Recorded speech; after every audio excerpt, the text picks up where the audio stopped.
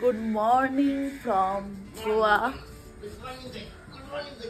তো এই যে আমার পেছনে এটা হচ্ছে ভিউ বিচের, খুব সুন্দর লাগছে আর প্রচন্ড সকালবেলাটা রিফ্রেশিং লাগছে। এখানে ঠান্ডা আপাতত তো নেই, বাট গরমও সেরকম লাগছে না, ভালোই লাগছে আপাতত সকালবেলাটা। এবার দেখা যাক। দেখো কি সুন্দর বক পাখিগুলো এখানে ঘুরে বেড়াচ্ছে, ওখানে আরো অনেকগুলো রয়েছে। আর ওই পেছনে সমুদ্র। তো আমরা ব্রেকফাস্টে যাচ্ছি এখন, ব্রেকফাস্ট করে বিচে একবার যাব, তারপরে দেখি কোথাও বাইরে যদি যাই তো যাব।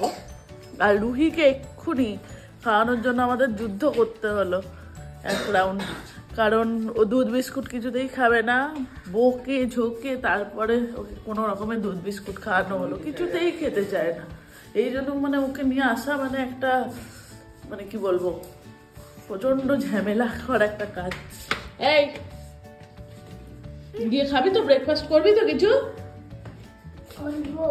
হ্যাঁ, নাহলে কিন্তু দুম দুম পড়বে পিঠে, মনে আছে? আচ্ছা ঠিক আছে, চলো ব্রেকফাস্ট করে আসি। আমি ব্রেকফাস্ট নিয়ে চলে এসেছি। এই যে ব্রেকফাস্টে অনেক কিছুই ছিল, বাট তার মধ্যে আমি ইডলি, সাম্বার আর সসেজেস আর বয়েলড ফ্রেশ ফ্রুট। ফাইনালি এতক্ষণ পর বেরোলাম রুম থেকে, একটু কাজ ছিল অফিসে, সেগুলো করে নিলাম। করে তারপর এখন বিচে যাচ্ছি। ফার্স্টে তো লাঞ্চ করব, অনেকটা দেরি হয়ে গেছে। লাঞ্চ করে বিচে যাব ডাইরেক্ট। কটা সেট, এটা হোটেলের সাথেই রয়েছে। তো এখন এখানেই কিছু লাঞ্চ করে নেবো, দিয়ে ডাইরেক্টলি বিচে চলে যাব। বিচটা এটা হচ্ছে শ্যাক থেকে বিচের ভিউ। এটা শ্যাক থেকে বিচের ভিউ।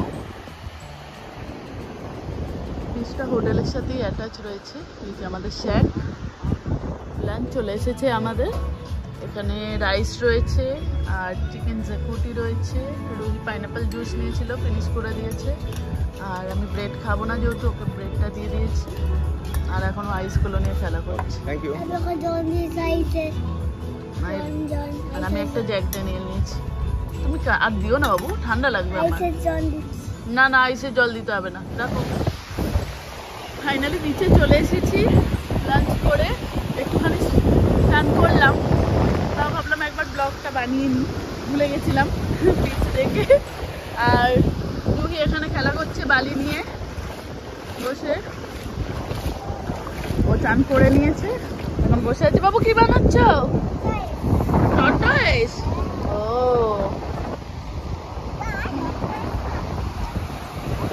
কৌস্তব এটা।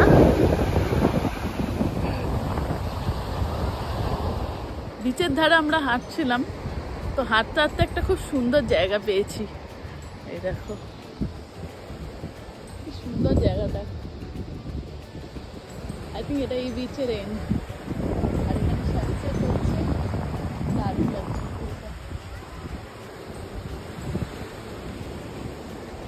এখানে কয়েকটা বসে ফটো তুলবো বলেই এলাম এদিকটা। দারুণ ফটোজেনিক এই জায়গাটা।